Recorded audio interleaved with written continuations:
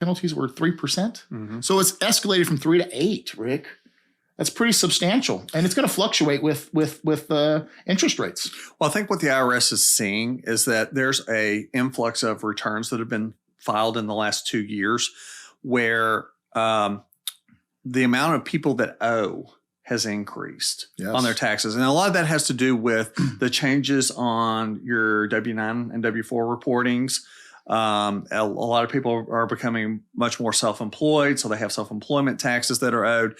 And so what ends up happening is you end up owing, you owe a penalty for not making those tax payments within the year. Okay. So you have until January 15th of this last year to make all your payments for the 2023 tax year. Yep. And so if you end up owing, you file your tax return April 15th and you have a balance due, this penalty comes into effect because you should have remitted those taxes during the tax year.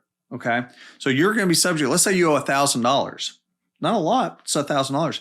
You're going to get an extra $80 penalty on that. Yep. Right. Yep. Because you should have paid that $1,000 before January 15th. And hey, listen here, what I always try to tell people, if you're uncertain on what your income is going to be for that respective year, let's fall under the safe harbor rules. Yeah. Let's use 110% of the previous years.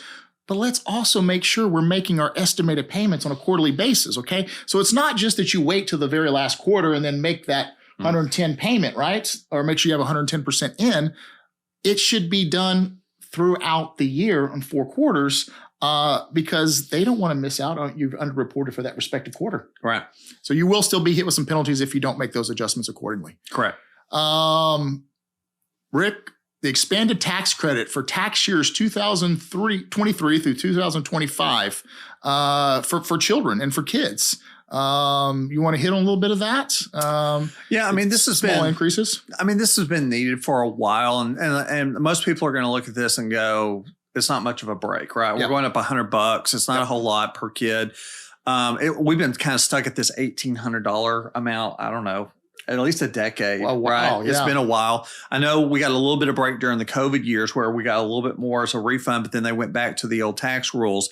And while this wasn't really an inflation adjusted amount, it is a way of getting certain taxpayers a little bit more for claiming their children on their tax returns and getting that tax credit.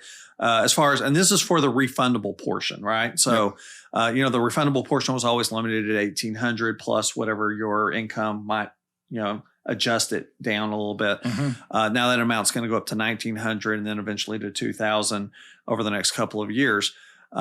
It's not much of a break, but it's a little bit of a break. Every little bit helps, Sure. And it's, and I'm sure they'll reassess everything forward after 2025, but realize it's 2023 through 2025. Right. And I want to point out, this hasn't gone completely into effect yet. This is just the change that's totally been discussed at this point. Yes. It needs to be done. Honestly, it's a piece of legislation that keeps coming up and keeps getting shut down. But it is out there to be passed. Yeah. And I think the odds are pretty high. So I know the next question that a lot of people have asked about is, should you hold off on filing your tax return until this is done? And I say no, actually. No. Just go ahead and do it. I'm sure the IRS will make an adjustment and then pay you the delta. They will. Is what will happen. Yeah. But it shouldn't hold you up. And as Rick alluded to, and we're not trying to minimize the $100 increase here, but go ahead and file your taxes. The IRS will make the adjustment and you'll receive a supplemental check, or you should. That's correct. Assuming it passes. And the odds are pretty good, or we wouldn't be talking about it. Yeah. Okay. OnlyFans. Wow. It seems like everybody now is on OnlyFans, or they're an OnlyFans person. It's it's a hot button topic out there right now.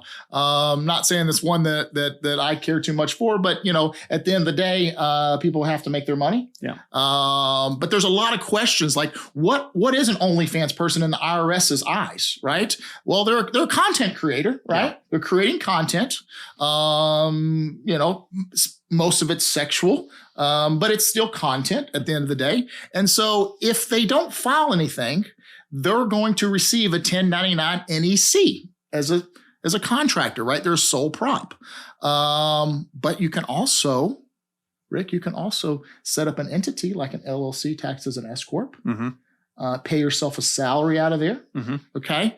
There's ways that you can minimize your self-employment tax by doing that. Sure. And realize that you have deductions. You get a portion of your costume, or your home office, your cell phone, meals, your car, wherever you're producing this content, right? Sometimes we don't want to think where they're producing the content, but the reality is they're producing content.